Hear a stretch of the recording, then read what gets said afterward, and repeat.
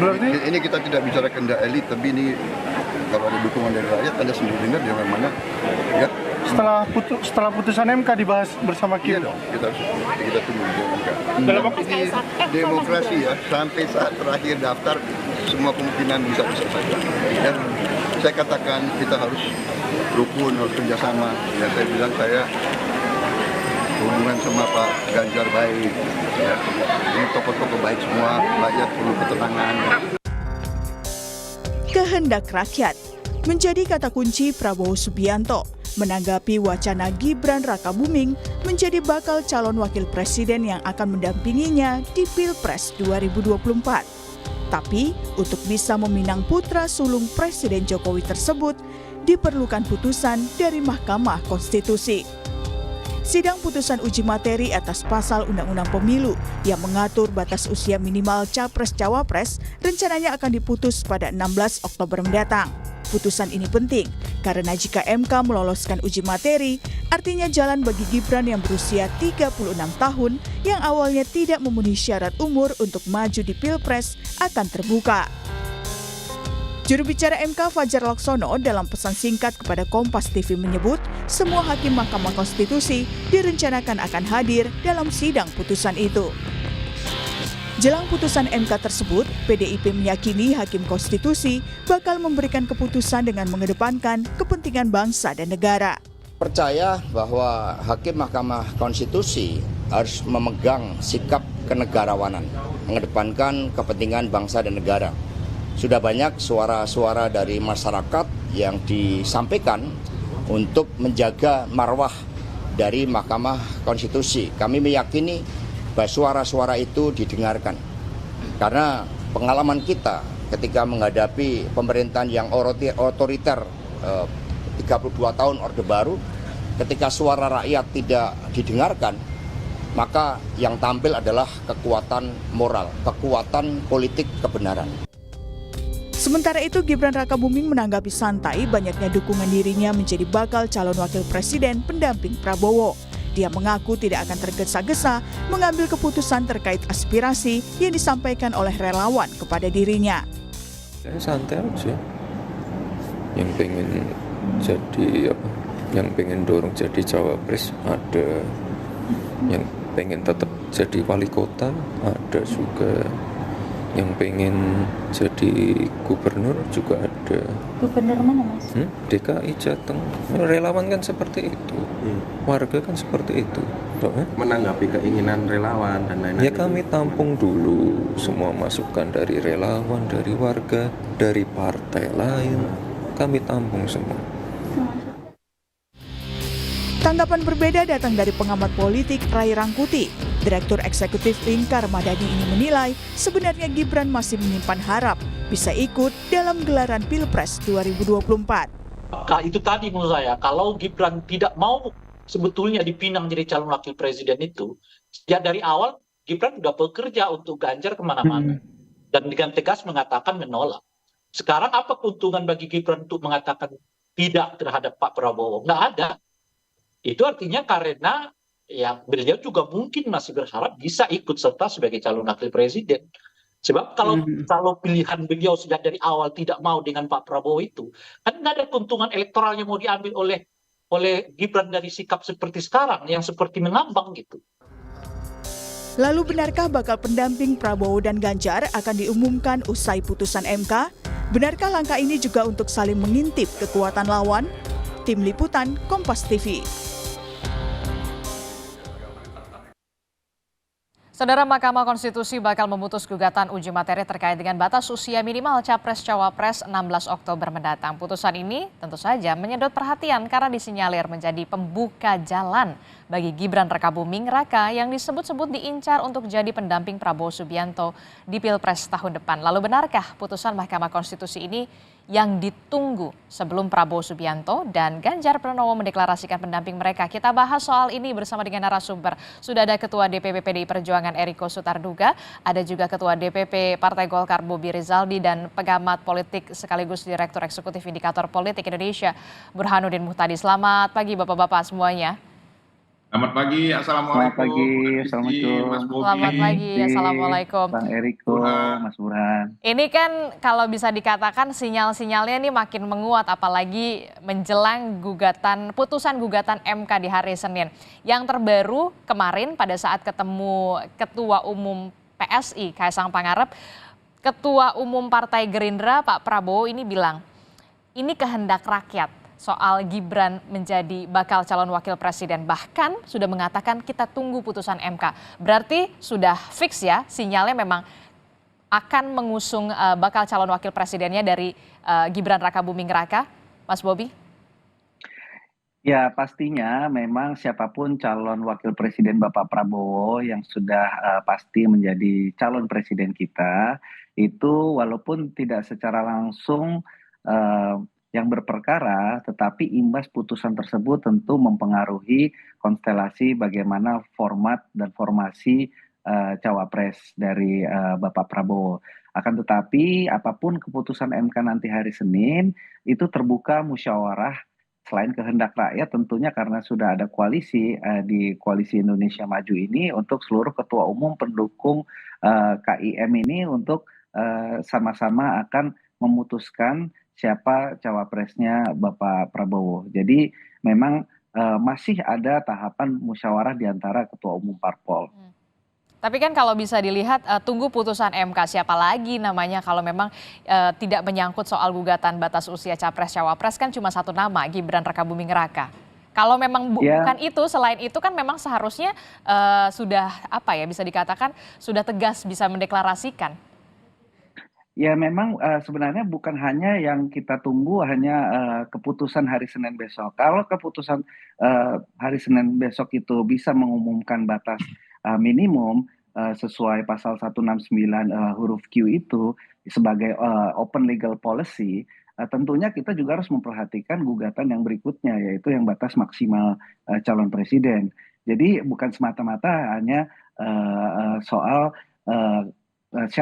bagaimana keputusan tersebut, tapi konstruksi putusan tersebut juga perlu kita cermati bersama. Ini yang perlunya nanti musyawarah pada hari Senin. Kalau soal substansi minimal, memang sudah banyak presiden di negara-negara lain. Di Amerika pun juga 35, ada di Australia, ada di Brazil, Siprus, India, itu semua 35 tahun. Tetapi memang untuk keputusan nantinya tentu harus bersama-sama dengan Ketua Umum Partai Pendukung Koalisi Indonesia Maju untuk Bapak Prabowo. Oke, jadi harus sama-sama dibahas musyawarah untuk mufakat begitu. Nah, berarti nanti malam atau seperti apa? Kan katanya informasinya hari ini juga Ketua Umum Koalisi Indonesia Maju akan membahas soal bacawa pres. Ya, memang semuanya kan terkait format bagaimana strateginya, bagaimana nanti pola pemenangannya terkait apapun keputusan MK hari Senin. Ya memang kalau di dalam hati semoga ya keputusan MK hari Senin itu sesuai dengan ekspektasi dan rencana-rencana pemenangan calon presiden Bapak Prabowo. Emang ekspektasinya berarti supaya bisa mengusung Gibran dong, Mas Bobi, kalau sesuai ekspektasi. Bukan. Jadi bukan maksudnya setelah hari Senin sudah tidak ada lagi yang hal yang bisa berimbas terhadap pencalonan. Itu tadi pencalonan batas usia minimum itu kan satu hal sebagai open public policy atau bukan. Kalau open public policy berarti habis ini masih ada lanjutannya lagi kan berarti. Nah itulah yang kiranya bisa menjadi opsi-opsi dan juga bagaimana ketua umum ini saling bermusyawarah. Oke, tapi kalau katanya KPU, kalau misalkan memang sudah dikabulkan, KPU monggo-monggo saja bisa langsung merevisi. Berarti makin mulus dong langkahnya. Ya itu kan kita kan hanya berbicara mengenai usia minimum. Tetapi kan itu tadi ada gugatan lain yang perlu juga kita waspadai, yaitu batas maksimal. Dan itu pasalnya sama, pasal 169 huruf Q itu juga. Oke, kayaknya ini nih Bang Eriko udah nggak sabar nih mau jawabnya seperti apa, Bang Eriko. Bang Eriko, ini menunggu ekspektasi, harus sesuai ekspektasi. Sebenarnya begini Mbak Disti, saya kadang-kadang ya bertanya-tanya, kemarin juga di beberapa media, ini bagi Mbak Disti, Mas Bobi, Mas Burhan, begitu juga seluruh penonton Kompas TV dimanapun Anda berada, apakah sudah pasti hari Senin ini keputusan? Tidak ada yang bisa menjamin itu. Sudah berapa kali mundur dalam hal ini. Itu pertama. Kedua, ini disampaikan oleh rekannya Mas Bobi sendiri yang namanya Profesor Yusril Iza Mahendra. Beliau adalah ahli hukum tata negara.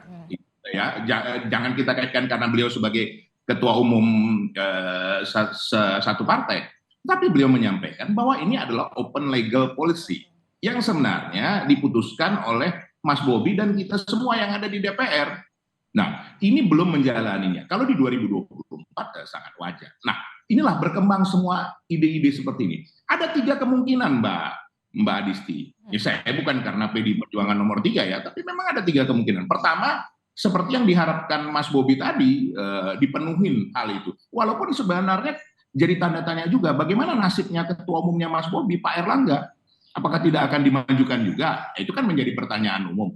Yang kedua, apakah pasti tanggal 16? Jangan-jangan mundur tanggal 23, jangan-jangan mundur tanggal 30, supaya tidak mempengaruhi pendaftaran. Yang ketiga, ya jangan-jangan tidak dipenuhi. Kan bisa saja hal ini terjadi. Itu segala kemungkinan. Karena seolah-olah sekarang Mbak Adisti, di tengah masyarakat maupun di seluruh media, bahwa seolah-olah seperti sudah putus.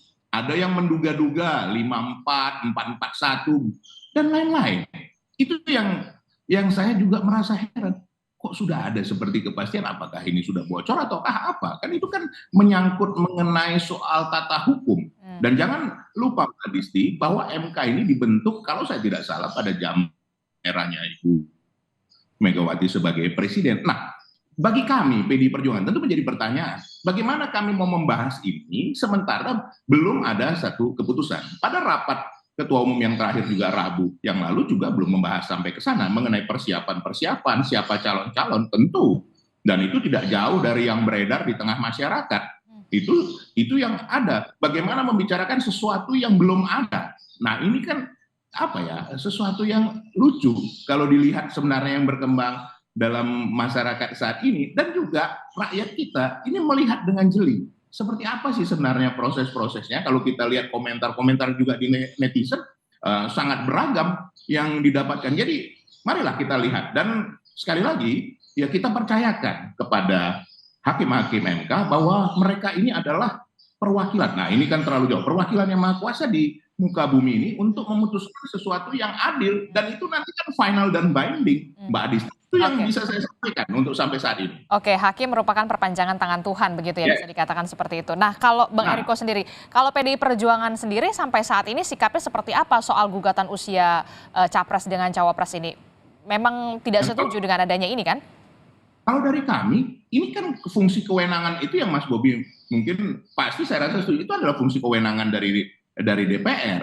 Hal yang memang sangat wajar menjalani satu proses dalam katakan sesuatu yang sudah diputuskan sampai nanti dijalankan. Setelah itu ada proses berikutnya, silakan saja, tidak ada masalah sebenarnya. Dan bagi kami, kalaupun, nah ini kan berandai-andai jadinya kan Mbak Disti, walaupun sebenarnya kalau nanti saya katakan menduga-duga nggak baik juga. Berandai-andai, ya andaikanlah diputuskan seperti itu, tidak ada juga masalah.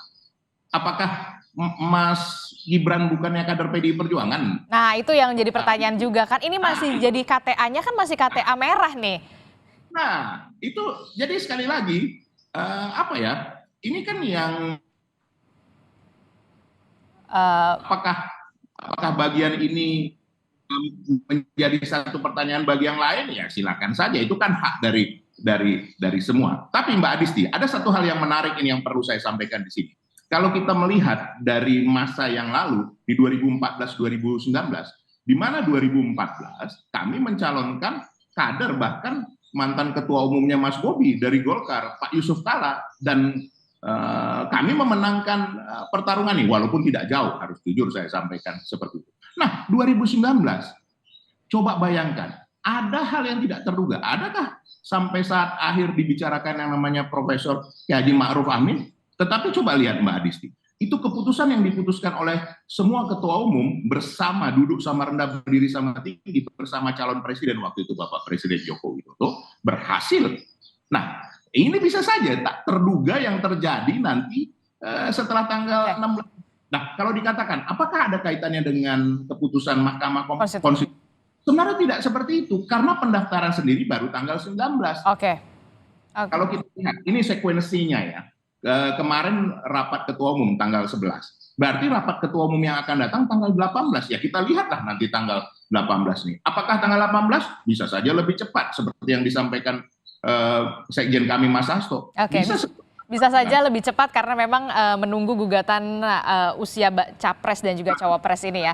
Nah, kalau diprediksi seperti itu kan ya kita kan juga tidak ingin untuk apa membantah itu karena keputusan itu sendiri belum terjadi. Oke, kita lihat keputusannya nanti akan seperti apa. Pasti koalisinya Ganjar ataupun Pak Prabowo ini juga masih menunggu dan menantikan bagaimana soal putusan ini. Mas Burhan melihatnya seperti apa nih? Konstelasi apa yang nantinya bisa berubah jika memang keputusan MK ini mengabulkan gugatan usia capres dan juga cawapres 35 tahun untuk cawapres? Sebenarnya kita belum tahu persis ya apa yang akan diputuskan oleh MK. Yang kita dengar baru rumor dan spekulasi. Meskipun gelagat MK mengabulkan gugatan terkait dengan uji materi batas usia minimum itu memang terasa kuat, tetapi secara formal belum diputuskan. Nah, mengapa disebut secara kuat? Minimal ada dua alasan. Pertama, berkaitan dengan MK tidak mempersoalkan legal standing dari para penggugat uji materi. Nah, ini penting nih karena banyak ahli yang mempertanyakan legal standing dari para penggugat yang tidak dirugikan secara langsung oleh aturan berkaitan dengan batas usia minimum capres-cawapres 40 tahun. Tapi MK tidak mempersoalkan itu dan terus melanjutkan pembahasan materi gugatan. Yang kedua adalah tadi sudah disebutkan ada banyak ahli termasuk Profesor Yusril, Profesor Mahfud MD yang mensinyalir dan mengatakan bahwa masalah uji materi berkaitan dengan batas usia minimum itu termasuk open legal policy. Tetapi harus memerlukan berbulan-bulan buat MK untuk memutuskan. Dan akhirnya kita akan tunggu hari Senin nanti.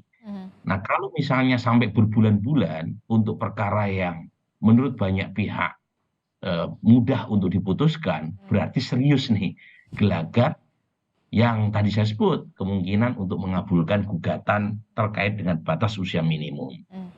Jadi itu dari sisi pertimbangan hukumnya, dari sisi pertimbangan politiknya, kalau kita cermati, Mas Gibran juga tidak menutup pintu, ya. Ada banyak pernyataan yang kita bisa tafsirkan, Mas Gibran tidak menolak, meskipun belum juga mengiyakan. Kalau misalnya MK mengabulkan gugatan uji materi. Jadi betul isi topik diskusi kita kali ini, bahwa cawapres Pak Prabowo paling tidak, dan mungkin Mas Ganjar, bagian dari mitigasi kalau misalnya MK mengabulkan, itu menunggu hasil putusan MK. Dan kalau misalnya MK mengabulkan, menurut saya ya, meskipun itu semacam jalan tol ya buat Gibran secara konstitusional untuk bisa maju, tapi belum tentu juga buat MK, buat Mas Gibran untuk maju sebagai cawapres. Meskipun positioningnya itu ibarat lomba ya di first lap ya, kalau misalnya MK mengabulkan. Tetapi belum tentu, saya sebut belum tentu karena ada dua faktor. Pertama adalah tergantung Pak Jokowi. Karena kalau misalnya Pak Jokowi memberi izin kepada Gibran maju sebagai cawapres Pak Prabowo, itu tentu akan membuka konfrontasi lebih dalam dengan PDI Perjuangan. Karena bagaimanapun Pak Jokowi dan Mas Gibran adalah kader PDI Perjuangan. Jadi kalau misalnya Mas Gibran diberi izin ya menjadi cawapres Pak Prabowo, sementara basis Mas Gibran itu overlap dengan basis PDI Perjuangan dan Mas Ganjar, itu artinya semacam mengibarkan konfrontasi dengan kubu Bung Eriko. Gitu. Iya, itu yang pertama. Jadi belum tentu ya. Sangat tergantung oleh keputusan akhir Pak Jokowi. Yang kedua adalah pertimbangan elektoral. Apakah Mas Gibran maju sebagai cawapres Pak Prabowo itu electoral liability ataukah electoral asset? Itu apakah winning ticket ataukah losing ticket? Ini penting nih. Kalau misalnya dianggap sebagai electoral liability, artinya potensi apa yang bisa membuat Mas Gibran jadi beban elektoral? Misalnya tudingan terkait dengan politik dinasti. Ya, betul. Ya, itu kalau misalnya digulirkan sampai Februari, seberapa besar efek itu menggerus elektabilitas Pak Prabowo, termasuk juga approval rating Pak Jokowi sendiri. Yang kedua, bisa juga sebagai electoral asset. Kalau misalnya Mas Gibran menjadi cawapres Pak Prabowo, sinyal buat pendukung Pak Jokowi untuk mendukung Prabowo Gibran harusnya lebih terang. Kalau sekarang kan terbagi, ada yang ke Mas Ganjar, sebagian besar ada yang ke Pak Prabowo. Nah, kalau anaknya sendiri yang menjadi cawapres Pak Prabowo, pendukung loyalis Pak Jokowi harusnya tidak perlu berpikir panjang. Oke. Lagi-lagi, apakah electoral asset ataukah electoral liability, itu butuh studi empirik. Nggak cukup pakai perasaan. Nggak cukup pakai perasaan, tapi juga perlu ada datanya. Jangan sampai kemudian ketika mengusung Gibran itu justru malah dikhawatirkan elektabilitasnya itu bisa menggerus, karena memang soal kasus bisa dikatakan opini soal politik dinasti itu. Nanti saya akan tanyakan ini ke Mas Bobi, kubunya Prabowo Subianto, apakah ini juga menjadi bahan pertimbangan untuk mengusung bakal calon wakil presidennya dengan nama Gibran Rakabuming Raka. Sesaat lagi usai jeda, tetaplah bersama kami.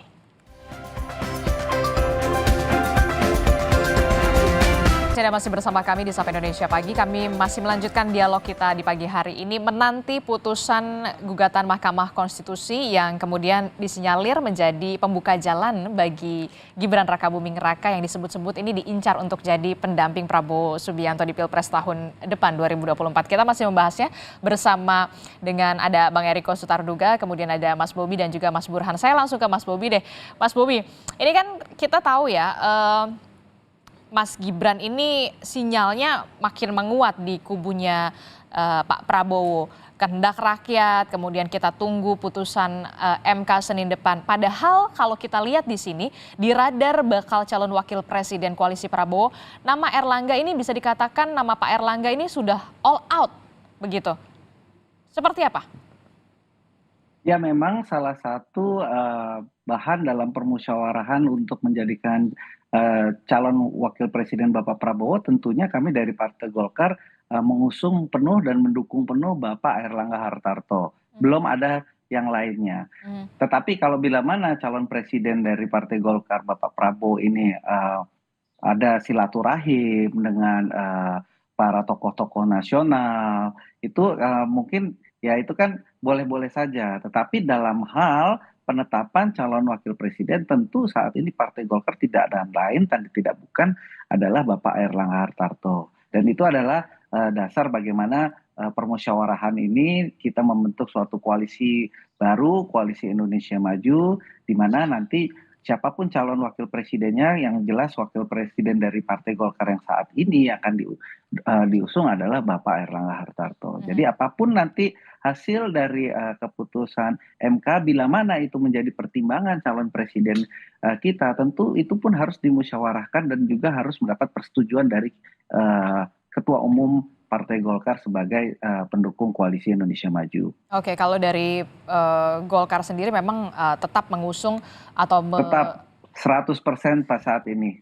Oke. Tidak ada yang lain. Walaupun memang ada pertimbangan nama-nama lain menguat ya. Salah satunya adalah Gibran Rakabuming Raka yang kita tahu ada di kubu sebelah, KTA-nya masih KTA merah begitu kalau dilihat ya. Saya ke Bang Eriko. Bang Eriko, ini gimana langkah mitigasinya akan seperti apa kalau memang kemudian bisa dalam tanda kutip dicaplok begitu, ataukah memang optimis yakin ini nggak akan terjadi? Ya jujur saja Mbak Adisti, kami sampai kemarin pun saya bertemu Ibu Ketua Umum tidak pernah ada berbicara soal itu dan mengkhawatirkan soal itu. Nah jujur bagi kami masih jauh lebih banyak tugas-tugas di dalam rangka memenangkan Mas Ganjar Pranowo. Ya ini mungkin kalau dianggap sebagai hal lain silakan saja lah. Tapi kami door to door sekarang sudah berjalan. Bahkan langsung ke masing-masing rumah penduduk itu yang ditugaskan. Karena menurut kami apapun akhirnya Mbak Adisti, apapun ceritanya keputusan MK dan lain-lain yang diduga-duga sesuai harapan oleh banyak pihak, sebenarnya kan tidak juga itu yang menjadi keputusan rakyat. Nah ini yang kadang-kala Mbak Adisti tidak disadari, bahwa yang memilih ini nanti rakyat. Bayangkan saja, ini ditonton oleh rakyat Kompas TV dan ini merupakan satu pembelajaran baik. Tadi Mas Burhan juga sudah sampaikan bahwa apapun juga perkembangan-perkembangan yang ada ini kan dilihat sepenuhnya oleh rakyat. Oke. Nah kalau dilihat ini tidak sesuai memenuhi ekspektasinya, apakah akan dipilih? Belum tentu Mbak Adisti, itu kenyataannya ada. Apakah jaminan dari dukungan partai, katakan partai jauh lebih banyak, sudah lebih 50%, kemudian rakyat pasti memilih itu? Belum tentu. Karena ini dilihat figurnya, dilihat track recordnya. Dan ya maaf, kalau kita melihat, boleh saja ada yang tidak sependapat. Tapi kalau dalam pergantian kepemimpinan nasional itu adanya regenerasi, itu penting sekali Mbak Adisti. Apapun seperti itu, karena kenapa? Bayangkan kalau kepemimpinan ini diteruskan menjadi sesuatu yang lebih berumur atau lebih senior. Ini bagaimana akan terjadi? Dan rakyat akan melihat itu juga. Jadi ini sebenarnya jujur saja Mbak Adisti, 1 minggu ke depan ini kan ini hal-hal yang paling prinsipil yang dilihat oleh semua partai. Adakah partai yang mau kalah? Nggak ada lah Tidak pastilah ada. ya. Tapi Seperti Mas Bobi katakan, sebelum janur kuning memang sudah pasti namanya Golkar ada di sana terus, belum tentu. Ini sampai tanggal 19 ini ya masih banyak kemungkinan-kemungkinan yang akan terjadi. Tidak ada yang bisa menjamin bahwa adanya satu kepastian di dalam keputusan itu. Yang pasti adalah ketidakpastian itu sendiri. Coba bayangkan, kalau misalnya nanti Pak Erlangga tidak dicalonkan, bagaimana Mas Bobi? Partai sebesar partai yang sudah lama dari zaman kita bersama-sama, dari zaman waktu yang lalu, tiba-tiba terus kemudian dapat apa? Apa yang terjadi? Apakah itu semua slogan-slogan, apakah semua baliho, semua itu hanya suatu kesia-siaan? Kan tidak seperti itu Mbak Adisti. Itu yang kita bahas kalau kita mau melihat secara jujur. Dan jangan lupa, rakyat sangat cerdas dalam hal ini. Lihat nanti dalam proses. Rakyat sudah sangat cerdas. Saya juga tadi melihat Bang Eriko sepertinya lebih adem ayem ya sekarang ya. Ataukah memang sudah ada nama ya untuk pendamping dari Pak Ganjar ini ya? Katanya sudah ada nama ya, tapi masih dikip begitu. Jujur saja Mbak Adisti, andaikan pun saya tahu, istri saya saja belum tahu. Apalagi yang lain. Bagaimana lah saya bisa memastikannya? Kan tadi saya sudah pastikan. Yang pasti saat ini adalah ketidakpastian itu sendiri. Bisa saja terjadi hal-hal yang tidak terduga. Itu Mbak Adisti. Oke, nah saya langsung ke Mas Burhan. Mas Burhan, kalau melihat ini kan kita juga tidak bisa menutup mata ya. Banyak sekali deklarasi-deklarasi dukungan terhadap Gibran Rakabuming Raka ini untuk maju sebagai calon wakil presiden dari Prabowo Subianto di beberapa daerah. Anda melihatnya fenomena ini apakah akan meningkatkan elektabilitas Gibran dan Prabowo atau justru seperti apa? Begini ya, pertama dukungan-dukungan itu wajar, bagian dari aspirasi yang mungkin ingin disuarakan. Tetapi yang harus dicek, apakah mereka yang meminta agar Gibran dipasangkan dengan Pak Prabowo itu mayoritas dari publik ataukah tidak. Karena bagaimanapun ini bagian dari testing the water yang mungkin penting untuk dicek sebelum proses pendaftaran. Tetapi moment of truth-nya itu Februari 2024. Jadi kalaupun toh misalnya ya dukungan-dukungan tersebut dianggap sukses untuk minimal meningkatkan suara elektabilitas Mas Gibran ketika dipasangkan dengan Pak Prabowo, tetapi pemilu itu masih 5 bulan. Jadi harus dihitung secara matang. Apakah opini yang mendukung pasangan Pak Prabowo dengan Mas Gibran itu mengimbangi arus atau narasi publik yang menolak atau tidak. Kan ini kan suara penolakan datang dari nama-nama besar ya, yang selama ini menjadi pendukung Pak Jokowi, seperti Mas Gunawan Muhammad misalnya. Nah, apakah resistensi publik terhadap pasangan Prabowo Gibran itu seimbang atau lebih kecil atau lebih besar dari arus dukungan yang digalang oleh misalnya sebagian relawan Pak Jokowi seperti Samawi, atau mungkin keputusan Rakernas Projo akhir pekan ini, atau tidak, karena yang memilih adalah ratusan juta orang. Jadi moment of truth-nya itu bukan sebelum pendaftaran, itu kan hanya sekedar tiket formal untuk mendapatkan legalitas sebagai calon presiden dan wakil presiden. Tetapi apakah narasi misalnya yang menentang pasangan Pak Prabowo Gibran dengan alasan politik dinasti itu bergulir terus sampai Februari 2024 dan itu justru malah bisa mengakibatkan dampak negatif kepada Pak Prabowo atau tidak. Nah ini yang harus dihitung matang tadi. Nah masalahnya kan memang pendaftarannya terlalu mepet ya. Betul. Apalagi diajukan dari November ke akhir Oktober, dan ini tentu menjadi tugas penting buat Mas Bobi dan kawan-kawan di Koalisi Indonesia Maju. Nah yang berikutnya yang menurut saya krusial juga, Disti, memang untuk koalisi pendukung Pak Prabowo itu partai-partainya kan banyak.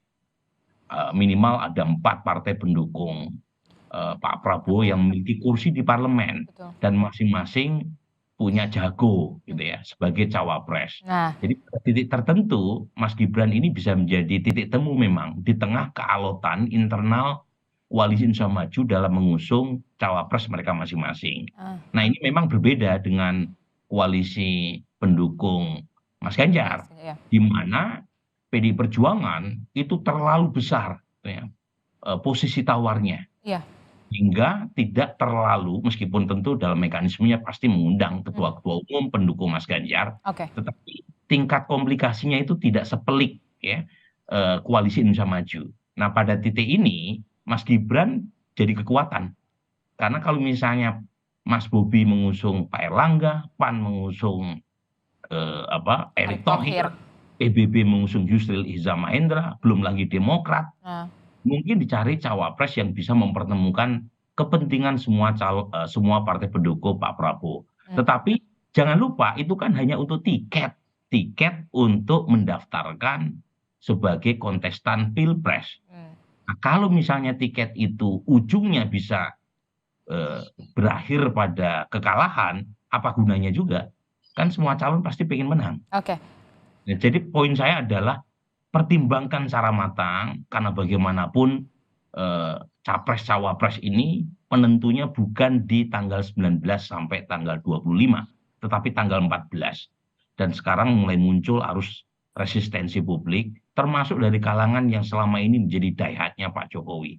Nah ini yang harus dipertimbangkan secara matang-matang supaya paket Prabowo Gibran kalau jadi setelah MK memutuskan, itu bukan menjadi losing ticket tapi winning ticket. Oke, harus dipertimbangkan betul-betul apakah ini menjadi tiket kemenangan ataukah justru tiket sebaliknya. Nah, tanpa bermaksud untuk mendahului putusan gugatan MK ini, jika MK akhirnya menolak gugatan uji materi, dari analisa Anda, Mas Burhan, Pak Prabowo ini akan plan B-nya akan mencari sosok pendamping seperti apa? Karena tadi kan Mas Burhan bilang sebenarnya di koalisi ini sendiri sudah punya jagoannya masing-masing.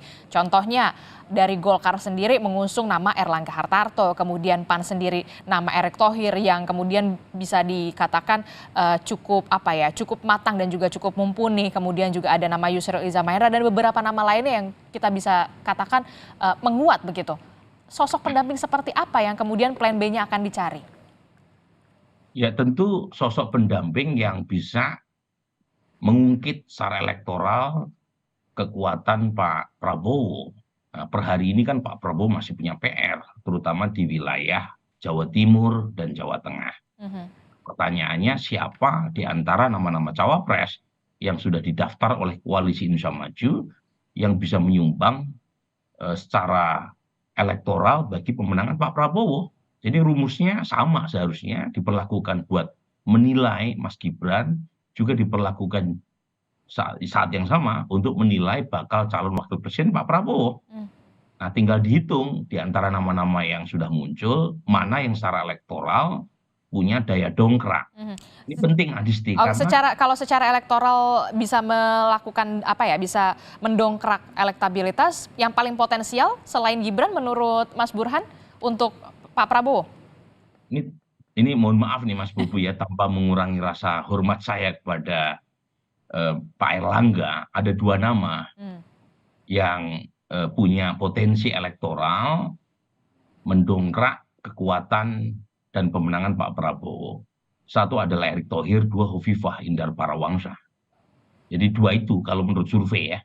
Tetapi lagi-lagi kata putusnya kan ada di tangan Mas Bobi dan kawan-kawan ya. Nggak selamanya keputusan berkaitan dengan cawapres pertimbangan elektoral. Tadi Bung Eriko sudah sebut tuh pengalaman 2019. Dan itu menunjukkan sekali lagi ada banyak kejutan dalam politik, dan politik sinonimnya adalah ketidakpastian, dan karenanya kita harus lebih sabar menunggu ya sampai detik akhir ya. Dalam sepak bola seringkali terjadi kejutan di injury time, apalagi dalam politik. Oke, nah kalau itu kan tadi dua nama potensial selain Gibran Rakabuming Raka untuk Pak Prabowo. Nah kalau untuk Mas Ganjar sendiri, Pak Ganjar sendiri, seperti apa? Kalau kita lihat Bang Eriko tampaknya adem ayem gitu. Apakah sudah ada nama atau belum gitu, Mas Burhan? Kira-kira siapa yang cukup potensial? Nah, ini lagi-lagi saya sedang tidak menduga-duga ya, Bung Eriko ya. Tetapi ada dua nama menurut saya ya. Tiga mungkin biar lebih luas spektrumnya. Pertama adalah Profesor Mahfud MD, yang kedua adalah Hovifah Indar Parawangsa, dan mungkin meskipun belum sepenuhnya hilang ya dari kans, tetapi masih ada lah peluangnya, Mas Sandiaga Uno. Tiga itu. Nah kalau dari sisi elektabilitas, sebenarnya Mas Sandiaga lebih unggul dibanding Prof Mahfud ataupun Hovifah. Tetapi lagi-lagi keputusan Ibu Mega lebih menentukan kan daripada pertimbangan elektoral. Apalagi jika selisih elektabilitas antara Prof Mahfud dengan Mas Sandiaga juga tidak terlalu jauh dalam margin of error. Artinya keputusan subjektif dan asesmen kualitatif lebih menentukan. Karena secara objektif statistik tidak terlalu signifikan beda antara para wakil presiden ya yang ada di kantong Ibu Mega. Oke, saya ke Mas Bobi. Mas Bobi terakhir, hari ini betulkah ada pertemuan Ketua Umum Koalisi Indonesia Maju, partai politik, dan apakah ini juga akan membahas soal plan B-nya ketika uji materi di MK ini ditolak? Apakah plan B-nya sudah disiapkan dengan pertimbangan ada nama-nama yang potensial? Nama Erick Thohir, kemudian ada nama Khofifah. Mas Bobi. Kalau agenda detailnya ya tentu itu harus ketua umum saya itu yang menjawabnya. Tetapi kalau musyawarah bagaimana menjikapi nanti dalam masa pendaftaran, itu tentu bukan hanya dengan ketemu fisik saja, tentu juga banyak pertemuan-pertemuan yang sifatnya juga bisa saling berkomunikasi. Tetapi kalau dalam pertemuan nanti malam, apakah dibahas agenda-agenda tersebut, ya paling utama adalah secara garis besar tentu persiapan untuk menuju pendaftaran. Dengan tetap kami dari Partai Golkar mengusung Bapak Erlangga Hartarto menjadi calon wakil presiden untuk Bapak Prabowo Subianto. Oke, tetap kalau dari Golkar nama Erlangga tetap harus diajukan ya. Nah itu nanti malam jam berapa dan di mana, Mas Bobi? Pertemuan. Seperti yang dikatakan seperti Bang Eriko Sutarduga, yang pasti adalah ketidakpastian. Mbak Disti. Iya, Bang Eriko. Saya kenal Mas Bobi ini betul. Baru kali ini saya lihat kurang bersemangat beliau ini. Kenapa kira-kira Bang Eriko? Begini, saya kalau jangankan sedangkan Mas Ganjar maju aja super semangat. Apalagi misalnya Ibu Mega. Lah ini ketua umumnya maju, ya harusnya betul-betul bersemangat dan yakin bahwa kita menjadikan sesuatu hal yang benar. Nah, tapi satu hal yang saya mau apresiasi Mbak Adisti, ini Mas Burhan ini hari ini betul-betul jadi seorang filsafat. Saya belum pernah melihat Mas Burhan sehalus, selembut ini, tapi saya harus jujur, apa yang disampaikan Mas Burhan itu benar. Dan yang berkembang di kami memang tiga ini yang menjadi yang utama. Itu betul. Mas Burhan, saya tidak mengada-ngada, itu yang berkembang di kami. Tapi sekali lagi, politik the art of possibilities. Tidak ada yang tidak mungkin di politik. Politik adalah seni segala kemungkinan. Jadi kita tunggu saja Mbak Adisti, apakah sesuai prediksi Mas Burhan itu yang berkembang di kami sekarang, ataukah bisa terjadi hal yang tidak terduga seperti di tahun 2019. Nah itu jujur, sampai kemarin pun saya mencoba ini belum saya ketemu. Ini harus saya sampaikan apa adanya. Jadi sekali lagi, apa inti dari semua ini? Mbak Adisti, apapun keputusan MK, kami tidak gentar. Kami maju terus. Kita akan memenangkan Mas Ganjar bersama pasangannya. Untuk apa? Untuk dipilih oleh rakyat. Karena ini adalah suara rakyat yang menentukan nanti. Kami mendaftarkan yes, tetapi yang memutuskan adalah rakyat Indonesia. Dan kami meyakini Mas Ganjar yang akan dipilih. Oke, kita akan tunggu seperti apa nanti putusan dari gugatan Mahkamah Konstitusi, akankah ditolak ataukah justru dikabulkan. Kita akan nantikan bersama tentunya. Terima kasih Mas Bobi Rizaldi dari Partai Golkar dan juga ada Bang Eriko Sutarduga dari PDI Perjuangan dan juga Mas Burhanuddin Muhtadi telah bergabung bersama kami. Terima kasih. Terima kasih Adisti, Mas Burhan. Terima kasih Adisti. Om Eriko semangat. Semangat.